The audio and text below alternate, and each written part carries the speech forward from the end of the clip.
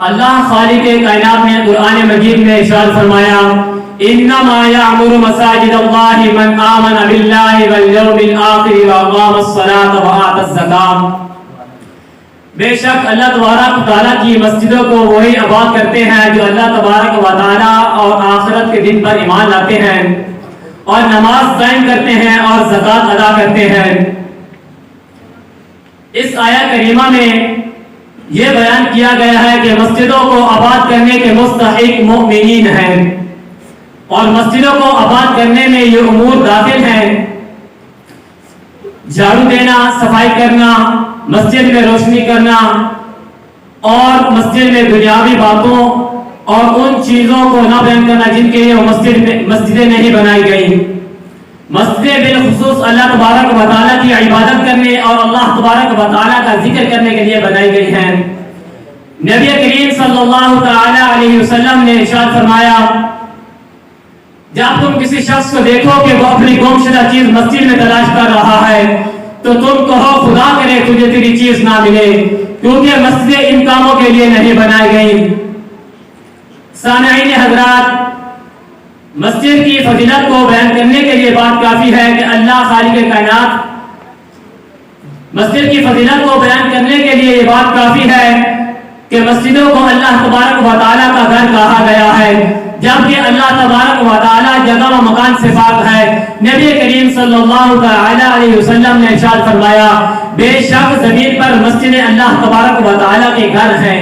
اور اللہ تبارک و تعالیٰ کا اپنے کرم سے لازم کیا ہوا حق ہے جو مسجدوں کی زیارت کرے گا اللہ تبارک و تعالیٰ اس کے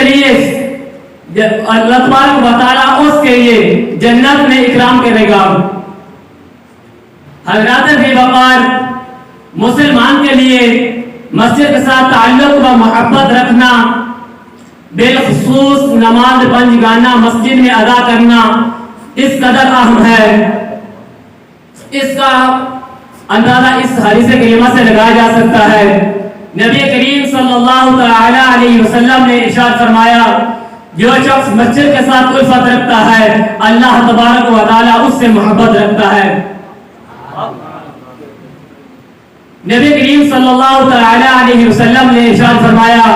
جب تم کسی شخص کو پابندی کے ساتھ مسجد میں آتا جاتا دیکھو تو اس کے مومن ہونے کی گواہی دو، کیونکہ رب تعالیٰ فرماتا ہے مسجدوں کو وہی آباد کرتے ہیں جو اللہ تبارک و تعالیٰ پر اور قیامت کے دن پر ایمان لاتے ہیں اور نماز قائم کرتے ہیں اور زکوٰۃ ادا کرتے ہیں۔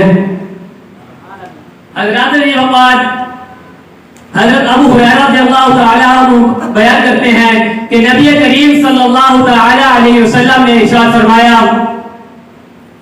جو شخص صبح کو مسجد میں جائے یا شام کو مسجد میں جائے اللہ تبارک و تعالیٰ اس کے ہر صبح شام جانے کے بدلے جنت میں ضیافت تیار کرتا ہے۔ نبی کریم صلی اللہ تعالی علیہ وسلم نے ارشاد فرمایا جس شخص نے اللہ تبارک و تعالیٰ کے لیے مسجد بنائی اللہ تبارک و تعالیٰ اس کے لیے جنت میں گھر بنائے گا۔ حضرت انس رضی اللہ تعالی عنہ فرماتے ہیں نبی کریم صلی اللہ تعالی علیہ وسلم نے ارشاد فرمایا جس شخص نے اللہ تبارک و تعالیٰ کے لیے چھوٹی یا بڑی مسجد بنائی اللہ تبارک و تعالیٰ اس کے لیے جنت میں گھر بنائے گا۔